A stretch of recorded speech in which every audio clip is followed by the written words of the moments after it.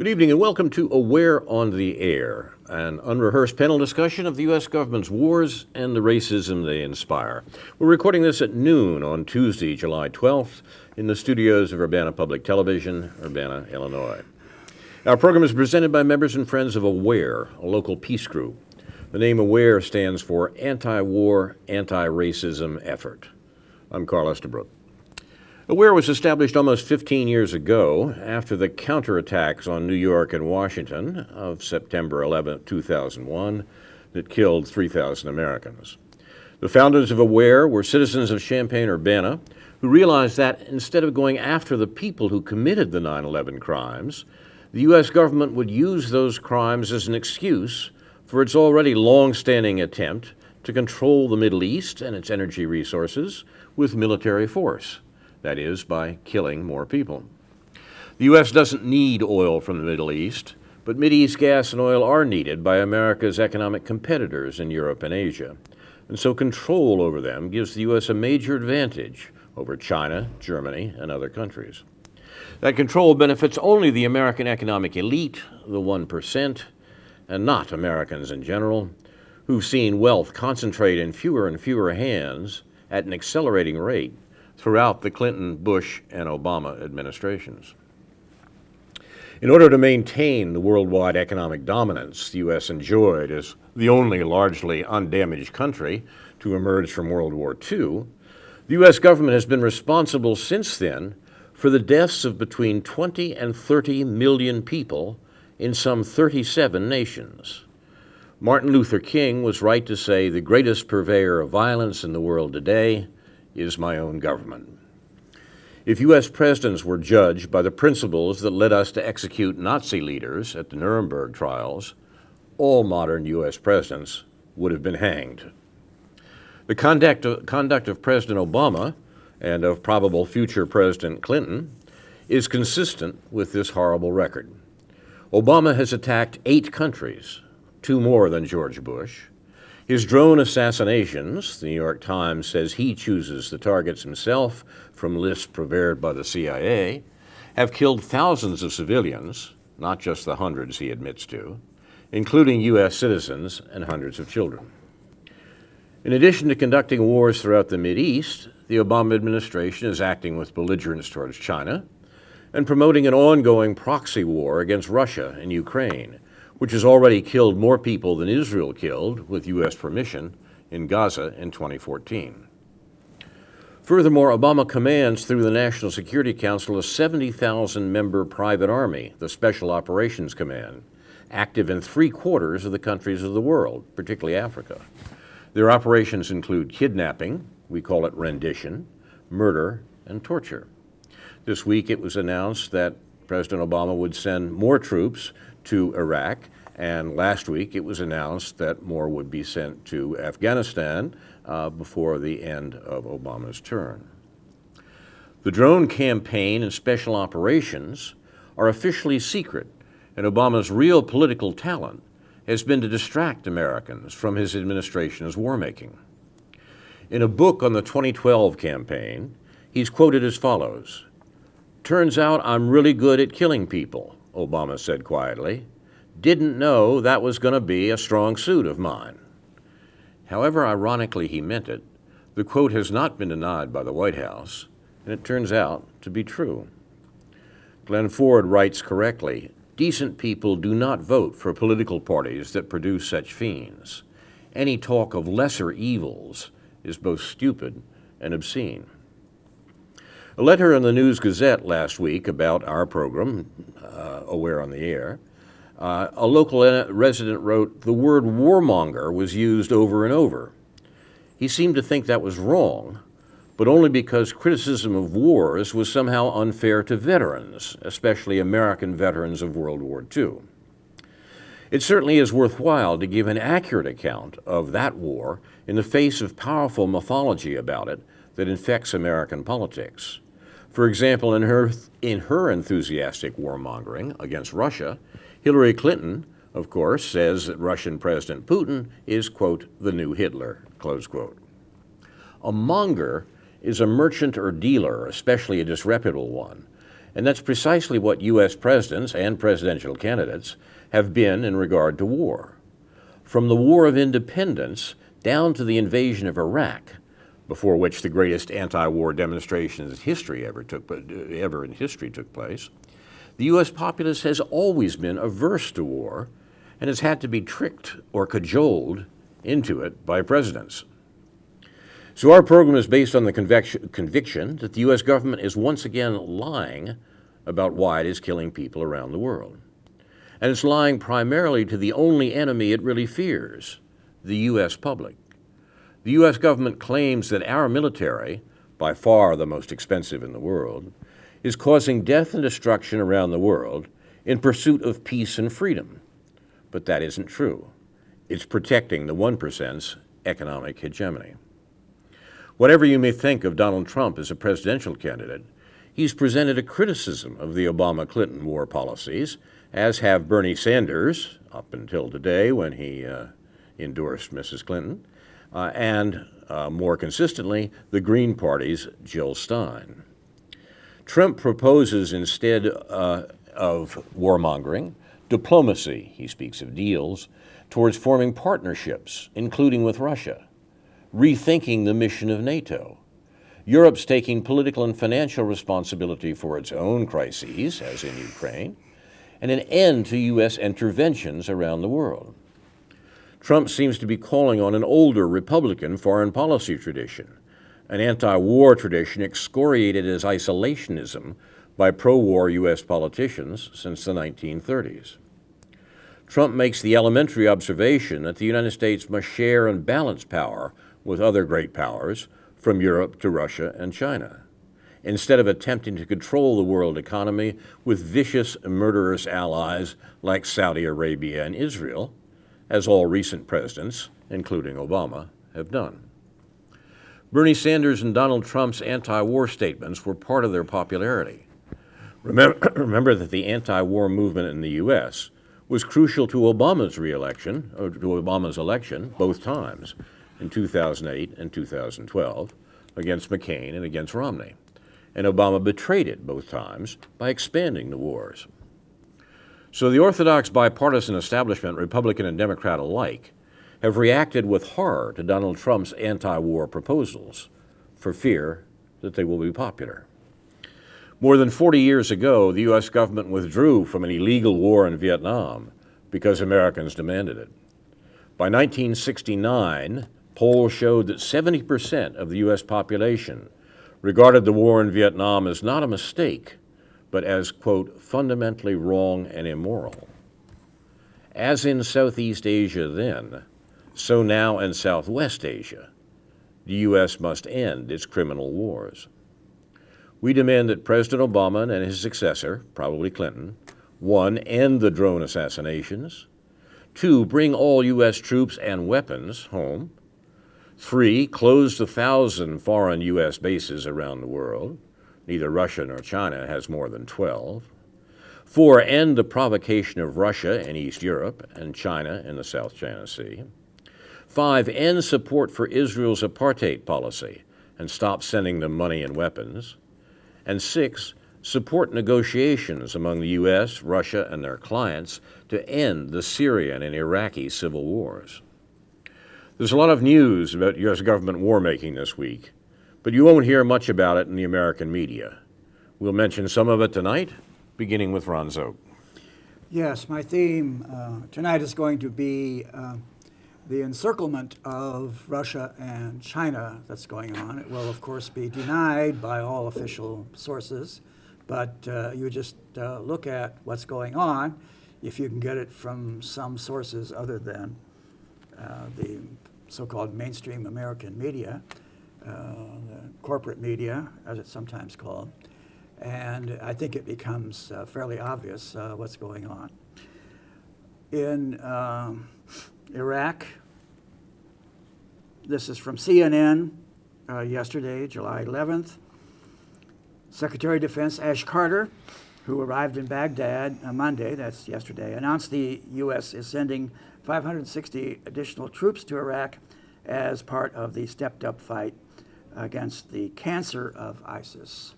Most of the troops will be stationed at the recently recaptured Koraya, I don't know how to pronounce that, airfield, which is about 25 miles south of Mosul, and will be a key staging area for the upcoming U.S. and Iraqi effort to retake that city from the terror group. President Barack Obama approved the deployment. The new troop cap in Iraq is 4,647, according to the Pentagon, although there are currently just over 3,600 troops in the country. A senior U.S. military official said the number of additional troops is what has been requested by General McFarland, commander of the coalition against ISIS in Syria and Iraq. And the official added that there could be requests for more troops in the future. Note that this does not count the troops on special deployment, and they're considered in a separate category, and so are never counted as among the combat troops that we're sending there. Quoting, "We need to make it clear that there are Americans at risk here in Iraq. There have been. I've emphasized that right along," Carter told reporters in Baghdad. They're doing all kinds of essential functions. Their basic strategic function is enabling, but there is risk associated with that. Make no mistake about that. And of course there is. They're going to get shot at, which will mean that we have to send in another group of troops to defend them. And then when they get shot at and someone dies, we have to send in an additional group of troops to defend them, and so on and on it goes, as has happened over and over again. So some are pointing out to us that this is mission creep in Iraq, which is a very mild term for the escalation that's going on there, beyond what we were told was going to happen many months ago. It's been impossible to put down the rebellion of ISIS or ISIL or Daesh, whatever you want to call it. And the point seems to be that we cannot appear to have lost. It cannot get around that we're losing. We must be pouring more and more material, men, money into Iraq. So it will look like we're continuing the fight, and we are at least at a standoff, and there's a possibility that we could win, whatever that means. So that's the scene in the Middle East. Switching then to the other great theater of contention, tension, conflict, and that is the South China Sea. What we're talking about, I'll point it out here on this map first. We can't show the South China Sea on this without changing the map around. But here's China, here are the Philippines, here's Vietnam, and here is the South China Sea, which has a number of tiny islands and coral reefs in there that the Chinese have been building up, and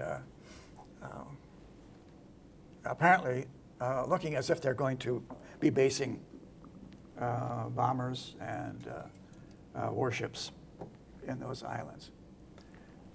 Today, a panel of the World Court, apparently in The Hague, declared that China has no legal basis for its claims in that territory, although it's been provided with a good deal of evidence that that's historically part of the Chinese sphere of influence, which is a curious phrase, by the way, invoked when we find it convenient to do so, as in the Monroe Doctrine, but repudiated when it's no longer convenient for us to talk that way. And certainly, China and Russia can't be allowed to claim spheres of influence. So as a part of the encirclement, we're pushing NATO right up to the borders of Russia. There's a good deal of dispute about where those borders are or should be on a general historical or geopolitical grounds.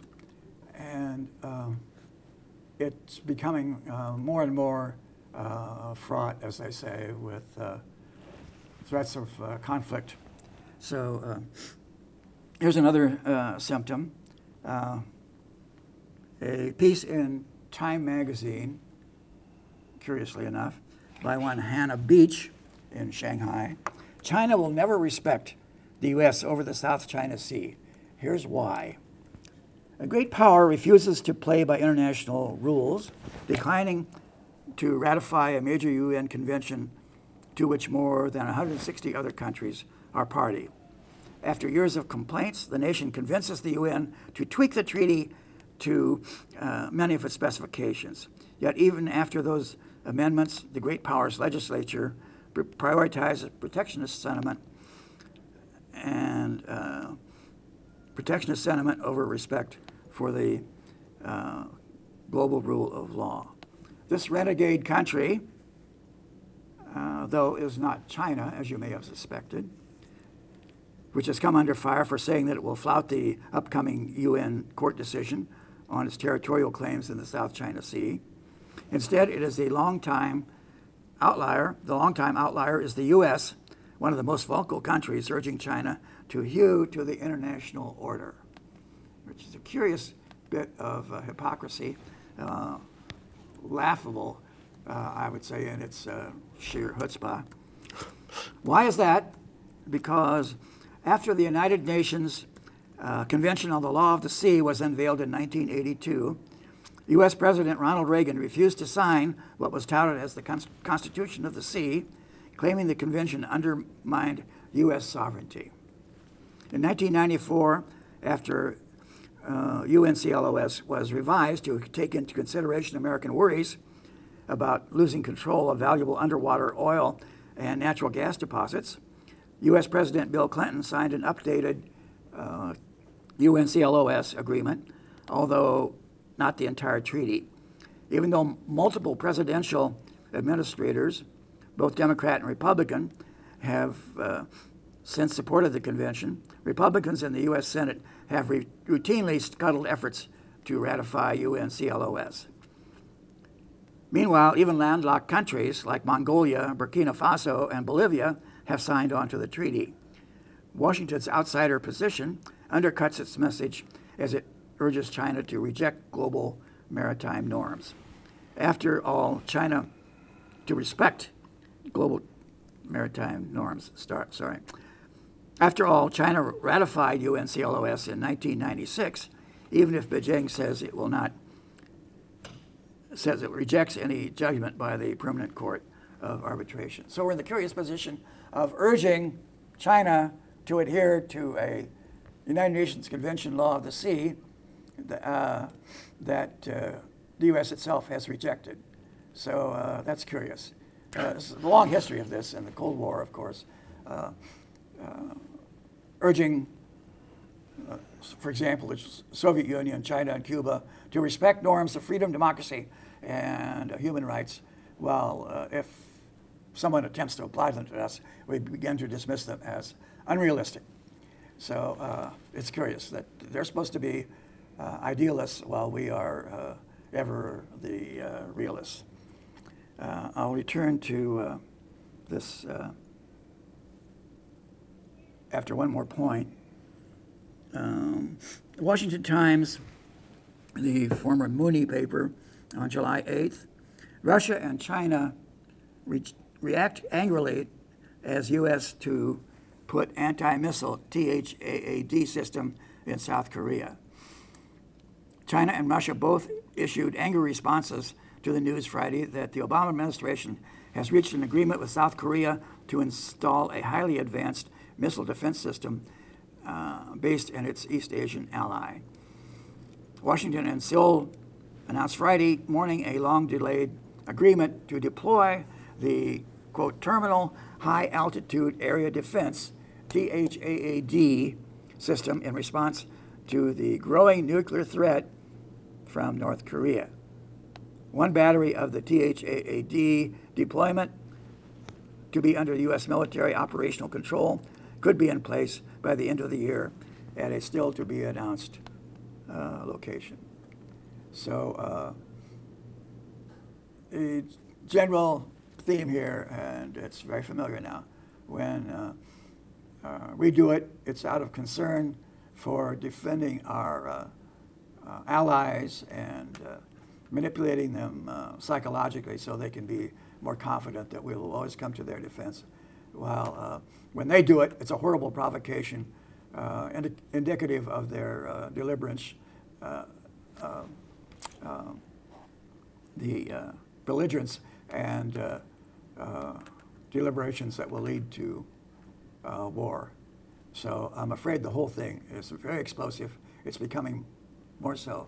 And is it really possible that American government will be so incredibly stupid and self-destructive as to open a path to war with Russia or China or even both, which I think would be the ultimate crowning folly of American imperial overreach?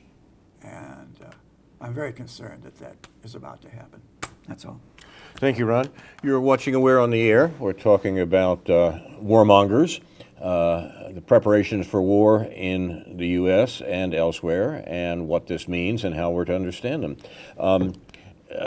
To take up this crucial last point that you raised, Ron, about the anti-missile systems in Korea, I think the important thing to see here is that this system in South Korea and the larger system that the U.S. is installing in Eastern Europe that are called anti-missile systems are presented as a matter of defense. That the U.S. is defending against Russian or Chinese aggression, and it's doing that only by setting up sort of systems that will stop their missiles from landing on innocent people in Europe or in South Korea and so forth and so on.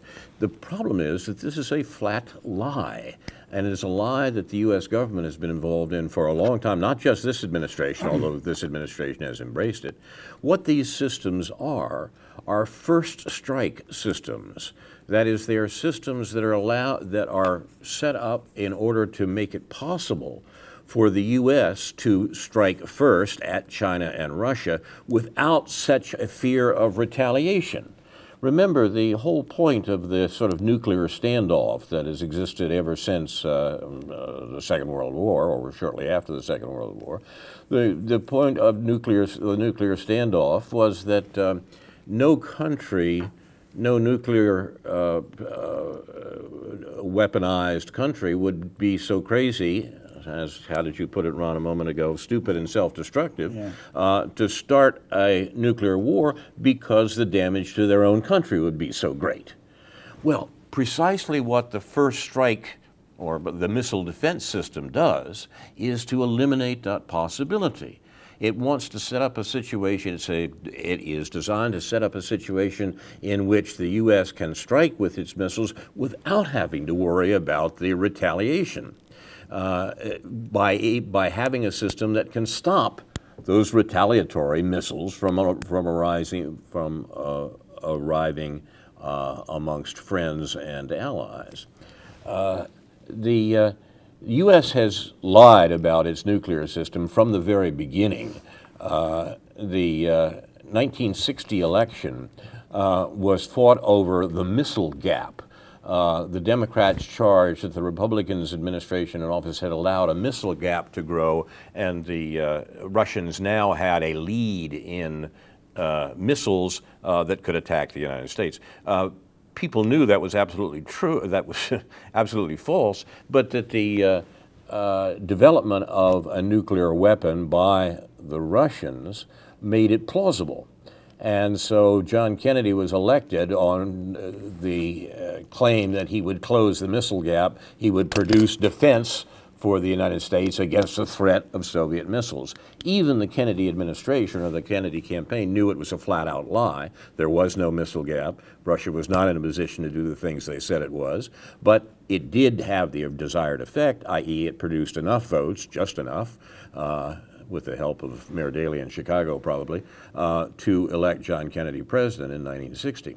Well, now this American stance has been consistent throughout the intervening years. The missiles in Eastern Europe right now, the missile defense system in Eastern Europe, they're missiles themselves, of course, that the U.S. is installing, has been advertised by this administration and the previous ones as being directed against, wait for it, you're not going to believe this, directed against Iran. They say they're putting defensive missiles in Eastern Europe because of the danger that the Iranians might A, develop a nuclear weapon, B, develop a ballistic missile system strong enough to bring that weapon, to carry that nuclear weapon into Europe or into America. And therefore we, defending the world, have to put a defensive system in Eastern Europe that will stop these non-existent Iranian missiles and prevent them from harming Europeans or Americans. Now, when the U.S. first started suggesting that this was the reason for their deployment in Eastern Europe, part of the general deployment of NATO into Eastern Europe, the Russians said essentially to the world at large, whom are you kidding? You know, it's obvious who this is directed against. It's directed against us. It's directed against Russia. It's directed against the only country that actually does have some missiles that could do damage to the U.S. or Europe. It is, in other words, a first strike weapon in order to prevent the retaliation that a first strike would bring forth. Now, that was obvious to everyone. It was clear that the American excuse was being sold only to the enemy that the U.S. government fears, that is the American public. The American public was told, oh yes, your government is out defending you out there. The rest of the world knew precisely what was going on, that American warmongers were setting up a situation that could lead, as Ron said, to self-destruction by trying to prevent the possibility of the retaliation and therefore leaving the U.S. free to attack these other countries. It's a shameful story, a horrible one, and a one the American public should be aware of, and I think thoroughly justifies speaking of the U.S. government as warmongers. Can you tell the difference between defensive and offensive weapons by looking at them, inspecting them? Well, not, I think, when you're throwing weapons around, when you're throwing missiles around. I mean, once again, the defensive part of the American missile systems in both Asia and Europe is an attempt to try to destroy the retaliation, to prevent retaliation from occurring. Remember, the defense is mutually assured destruction. The defense is the fact that we don't dare launch a nuclear attack because the results for us will be just as bad. The U.S. is trying to make sure that's not true, that they will be free, the U.S. government will be free to launch a nuclear attack because the results for us will not be so bad. Now, once again, you hate to think they've overestimated, but that certainly seems to be what's happening, and the rest of the world understands it that way. Yeah, well, again, the fallacy is declaring our weapons as defensive and theirs as offensive, and there's just no real basis for that distinction. They all can be used in both ways. But it certainly justifies, it seems to me, against what the American government is saying about the THAAD system in Asia and the weapons in Czechoslovakia and Poland and so forth, in Eastern Europe rather, that the official American explanation is whole cloth. It's nonsense. And the rest of the world recognizes it as nonsense. The only people who believe it are Americans. We were watching. Go ahead, Carl. Go on. Headline in local daily, July 9th. Nations prepare for standoff with Russia. Warsaw, AP. NATO leaders geared up Friday for a long-term standoff with Russia, ordering multinational troops to Poland and the three Baltic states as Moscow moves forward with its own plans to station 2 new divisions along its western borders. Alliance Secretary General Jens Stoltenberg said that on the first day of a landmark 2-day summit, U.S. President Barack Obama and leaders of the 27 other NATO countries also declared the initial building blocks of a ballistic missile defense system, operationally capable, recognized cyberspace as a domain for alliance operations, committed to boosting their country's civil preparedness, and renewed a pledge to spend a minimum of 2% of their national incomes on defense. Quote, we have taken decisions to deliver 21st century deterrence and defense in the face of 21st century challenges, Stoltenberg told a news conference. He said the deployment of the new NATO units to Poland, Estonia, Latvia, and Lithuania on a rotational basis will start next year with no end date. Mm-hmm. It's an open-ended commitment and will last as long as necessary, he said. And it is a new reality because we didn't have that kind of presence in the eastern part of the alliance before. He announced plans as well for an enhanced NATO presence in the Black Sea region, where Russia has also reasserted its influence with the creation of a multinational brigade under Romanian and Bulgarian command. The Polish president, the summit's official host, warned that Western democratic values are being undermined by a notorious lack of respect for international law. That's hilarious. Yes. As well as terrorism and high-tech warfare, and said NATO needs a coherent strategy to address these problems. After arriving in Warsaw, Obama announced his decision to spend an additional 1,000 U.S. troops to Poland as part of the NATO effort to reinforce its presence on the alliance's frontiers near Russia. Following bilateral talks, the Polish president thanked Obama, saying Poles were grateful for the goodwill, for understanding that security is where the world's strongest army is, and that army is the U.S. Army. So we're hearing more and more, not only about the threat to Poland, but the vulnerability of poor little Estonia, about it appears to be swallowed by the Russian bear, and the intensity of the propaganda coming out about this and trying to justify it is leading us more and more, I think, ever more closer to at least a war by proxy with Russia, which I think is completely crazy. But anyway, that's all. You're watching Aware on the Air.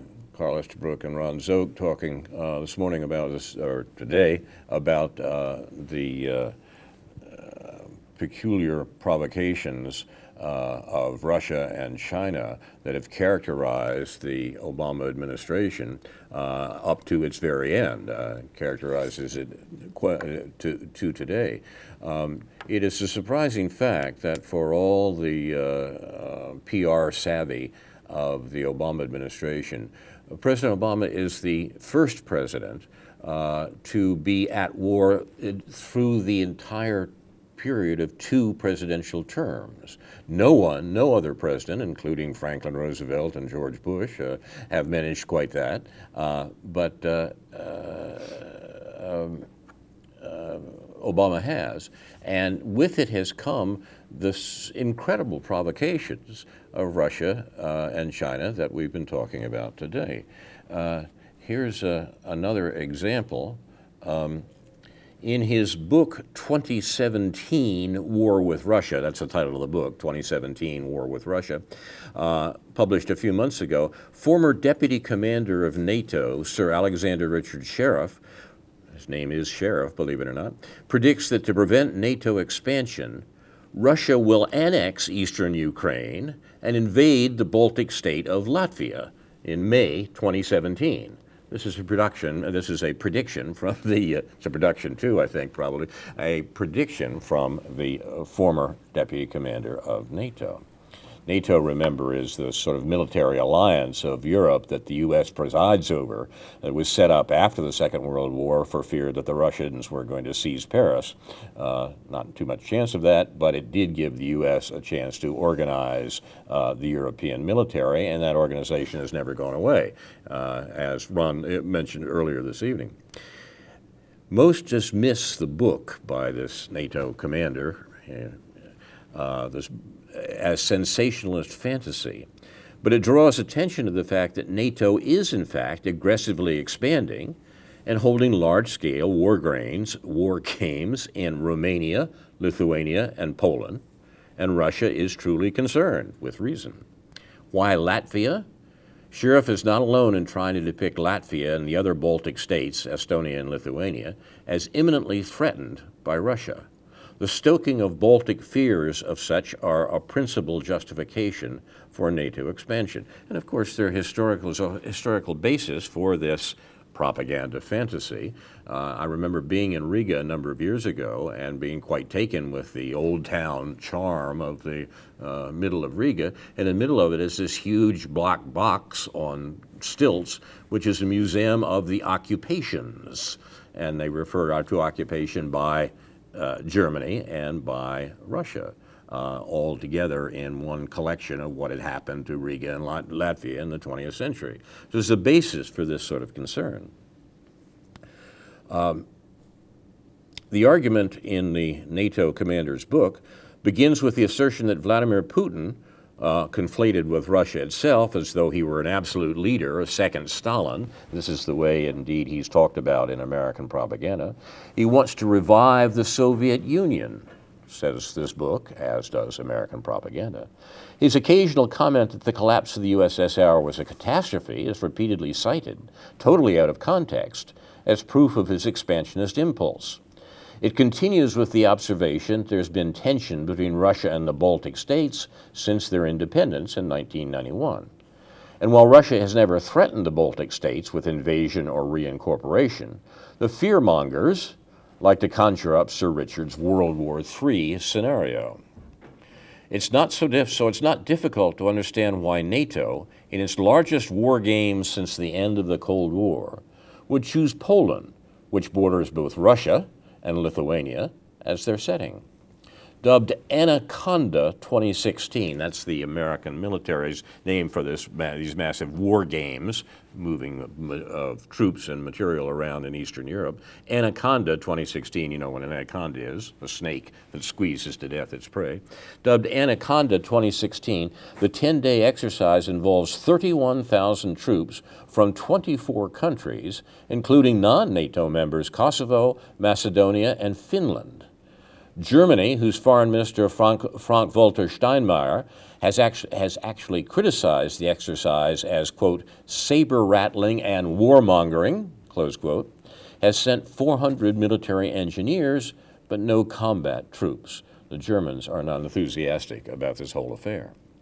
This follows the June announcement that NATO would deploy 4 multinational battalions, about 4,000 troops, in the Baltic states and Poland to, quote, bolster their defenses against Russia, close quote. The idea is that Russian actions in Georgia in 2008 and in Ukraine since 2014 show that Russia poses a grave threat to European security. It doesn't, actually. Its military budget, Russia's military budget, is 1/12 of NATO's, to say nothing of a fraction of America's. It has no motive. Russia has responded to the unrelenting expansion of NATO to encompass it with stern words and defensive military measures, but calm and ongoing appeals for cooperation with nations it, despite everything, refers to as our partners. And it means the US, the UK, and Europe. But since the Baltics have become the focus of supposed NATO-Russian contestation, let's look at what the problem is all about. These 3 states, those Baltic states, were part of the Russian Empire under the Tsars from the 18th century up to the Bolshevik Revolution of 1917. While most of the component parts of that empire soon became Soviet socialist republics, others, including Poland, Finland, and the Baltic states, gained their independence at that time. But in Estonia, Latvia, and Lithuania, there remain large ethnic Russian and Russian-speaking minorities as there are today. In 1940, the Soviet army invaded these countries and incorporated them into the USSR. That was part of a strategy to avoid German invasion through the signing of the Ribbentrop-Molotov Pact that also met the temporary division of Poland. A year later, the Nazis invaded the Baltic republics and the Soviet Union as a whole, but the Soviets won the war at great cost, and the Baltics remained Soviet up to 1991, when the Soviet Union itself collapsed. The Baltic states, never truly happy in the Soviet Union, initiated the breakup of the country when from June 1987 protests in Latvia and Estonia led to demands for secession, which the USSR recognized in September 1991. These demands for independence were generally supported by ethnic Russians in the republics. They no doubt expected they would retain their long-standing linguistic rights. The issue of language rights is in fact a huge problem in the former Soviet Union, including especially Ukraine, but it's little understood nor appreciated by U.S. opinion makers, especially U.S. State Department officials and their media echo chamber. Today, the Baltic republics have a population of a little over 6 million, including about 1 million ethnic Russians. The Russian figure has declined by about 1/3 since 1991. It is currently lowest in Lithuania and about 25% in the other states. The restoration of independence produced a wave of nationalist sentiment that included an attack on existing rights of ethnic Russians, distinguished from the others less by looks than by language. As recently as May 2016, a survey conducted by the Estonian and Latvian governments found that 90% of ethnic Latvians and 85% of ethnic Estonians are unhappy with this presence and want the Russians to, quote, move back to Russia. Why don't you go back to where you came from? Although many are from families who have lived in those countries literally for centuries. In Latvia, the state language law, passed in 2000, requires that documents to local and national government, to local, national, state public enterprises be submitted in Latvian only as the sole national language. Aside from being perceived by the minority as an attack on their own culture and identity, this requirement imposes hardships, especially for older citizens who have never learned the national language. A similar situation pertains in Estonia. Protests not only by Russia but by other countries have resulted in rulings against Latvia by the European Court of Human Rights and the UN Human Rights Committee. Moscow sees itself as the protector of ethnic Russians from Ukraine to the Baltics. That should not be so hard to understand, but that does not mean that Moscow, however annoyed it is by NATO expansion to its borders, has plans to invade its neighbors and spark a general conflagration. NATO in 2013 had 3.3 million service members to Russia's 760,000 troops. NATO expenditures in 2015 were almost $900 billion on defense in 2015, compared to Russia's $70 billion. The idea that Russia poses a threat to any NATO nation is as plausible as the notion that Saddam Hussein threatened the world with weapons of mass destruction, or that Libya's Gaddafi was preparing a genocidal campaign against his own people, or that Iran plans to use nukes to wipe Israel off the map. These are all examples of the big lie that American warmongers have used in the last generation. Wait, some will ask, what about Georgia? Didn't Russia invade and divide that country? Yes, it did, in defense of South Ossetia, which had resisted inclusion in the Republic of Georgia formed in 1991, fearing its ultra-nationalist leadership. South Ossetia, inhabited by an Iranian people, had been included as an autonomous oblast, that's the word for it, in the Georgian Soviet Republic, but as the Soviet Union dissolved, sought unity with Russia. So did Abkhazia. These two breakaway republics had been involved in a frozen conflict, as it was called, with Georgia until real war broke out in August 2008, producing a Russian invasion of Georgia and Russia's recognition of South Ossetia as well as Abkhazia as independent states. One can see this as tit for tat for the U.S. dismemberment of Serbia in 1999 and subsequent recognition of Kosovo as an independent state in 2008.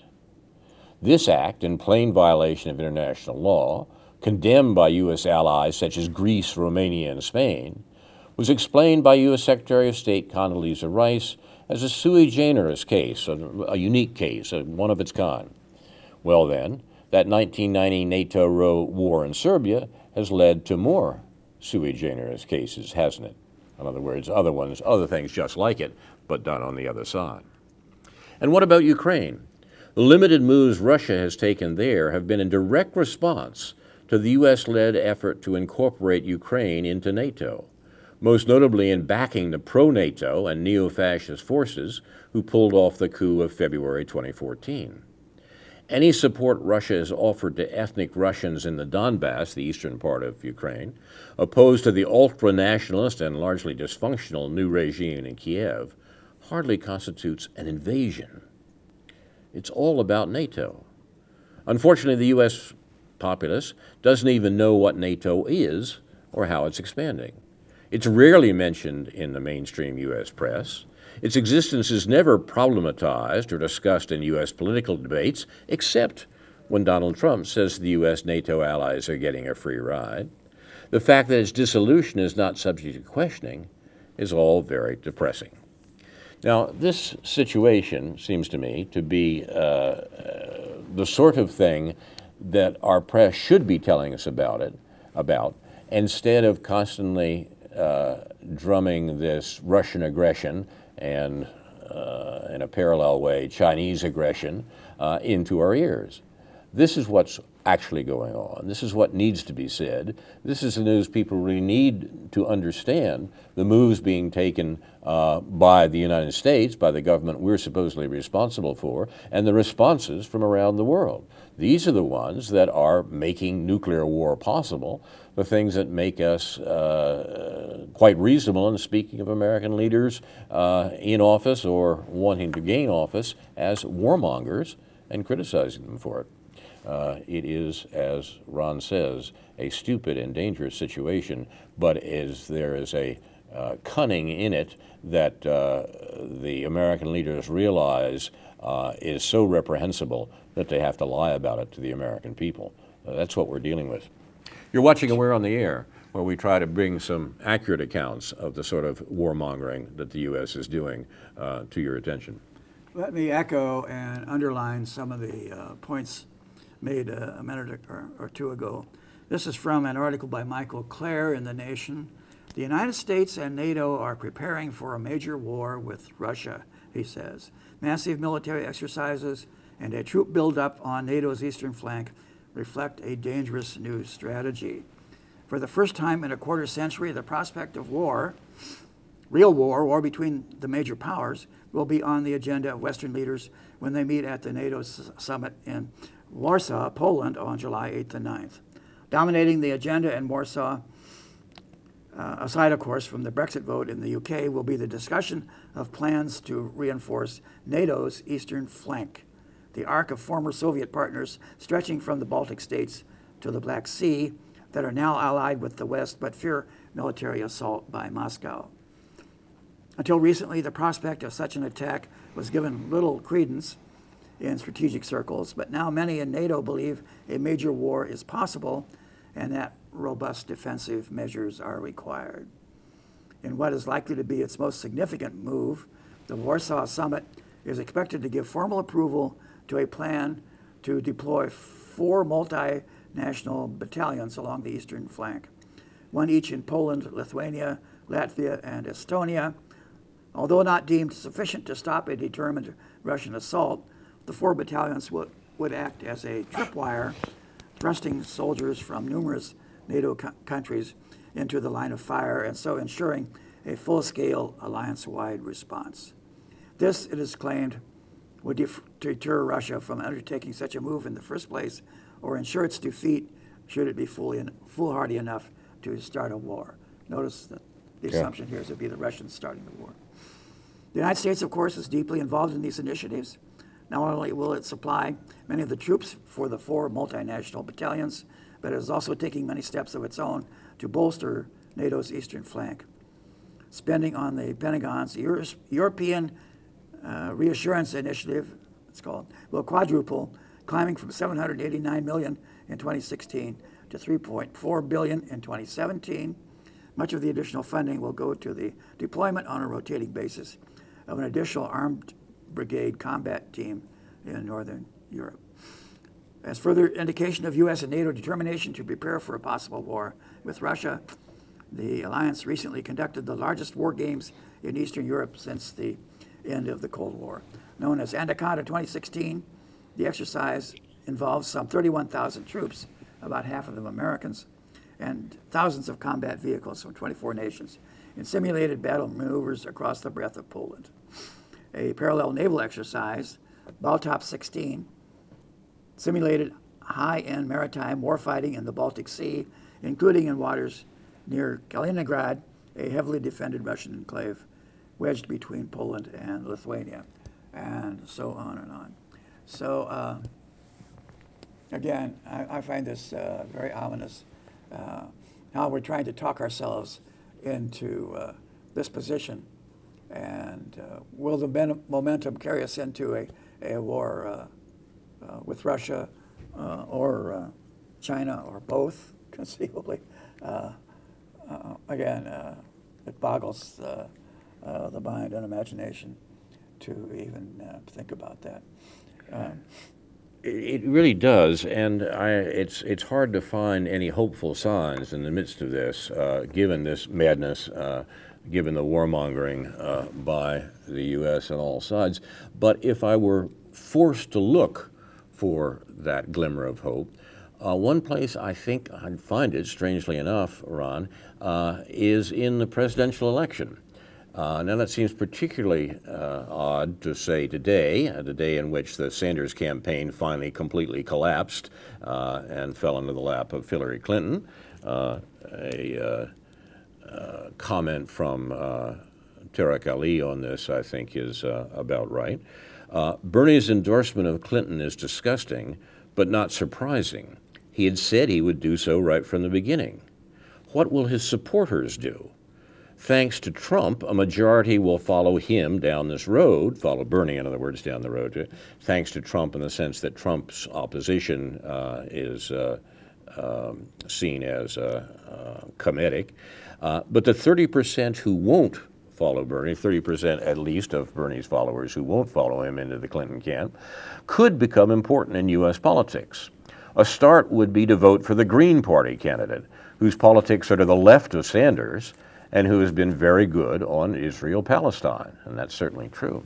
I'm willing to take even a further step beyond that, and looking for my glimmer of hope, and suggest that, strangely enough, this is the first presidential campaign in more than 40 years when we really have had opposite major party candidates, one pro-war and one, at least in terms of what he has to say, anti-war. This is really quite remarkable.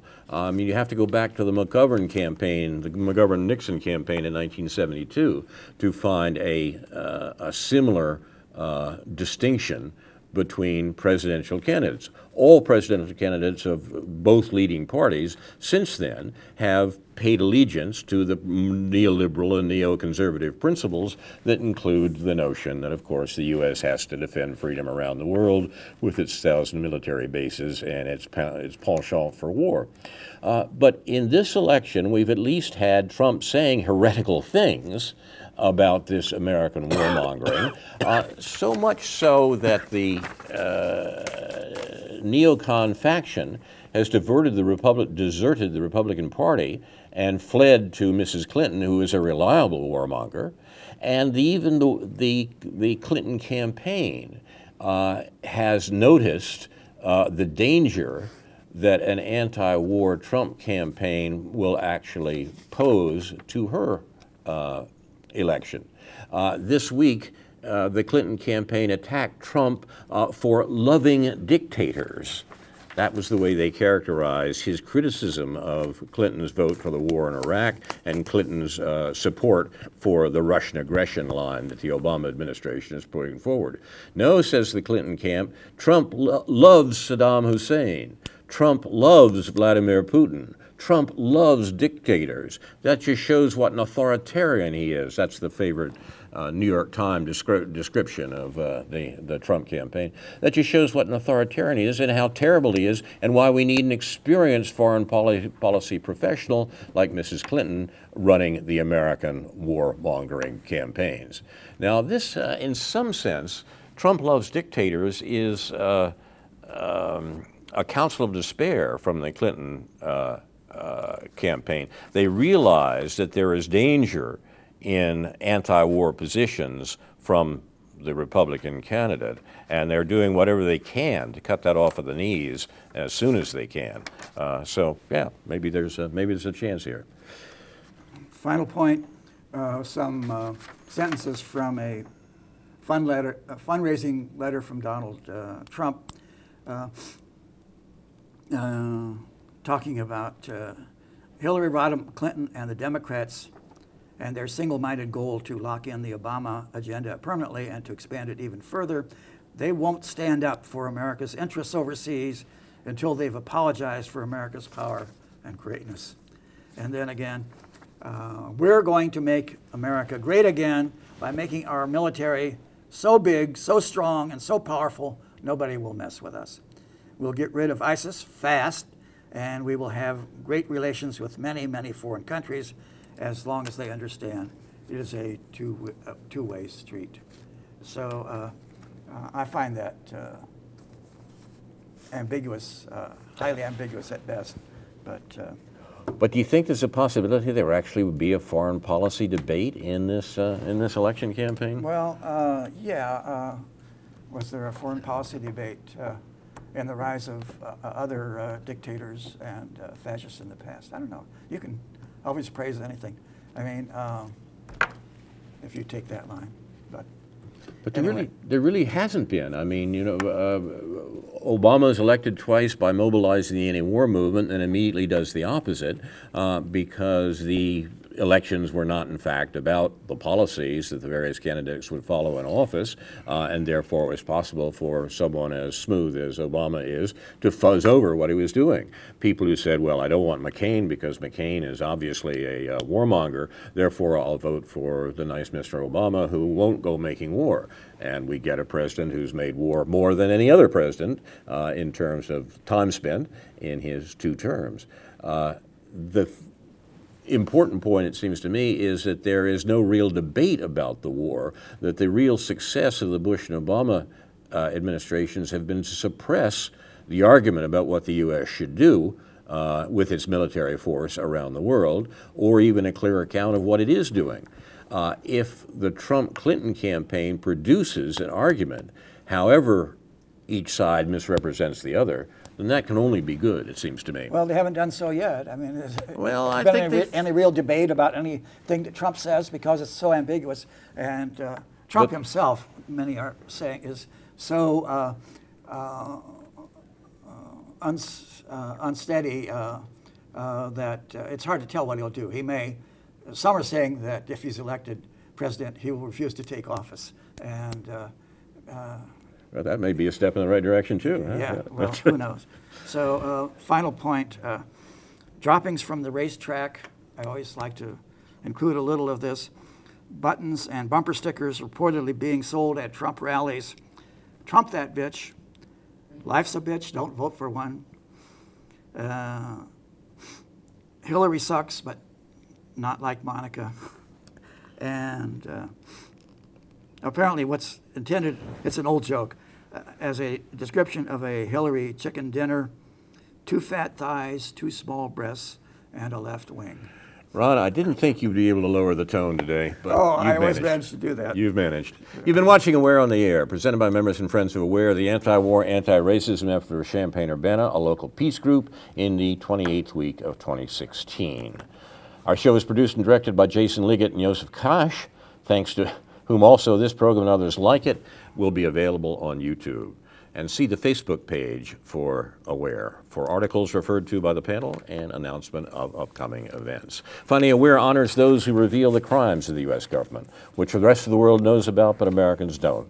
Manning, Assange, Snowden, and others who are being persecuted by the Obama administration.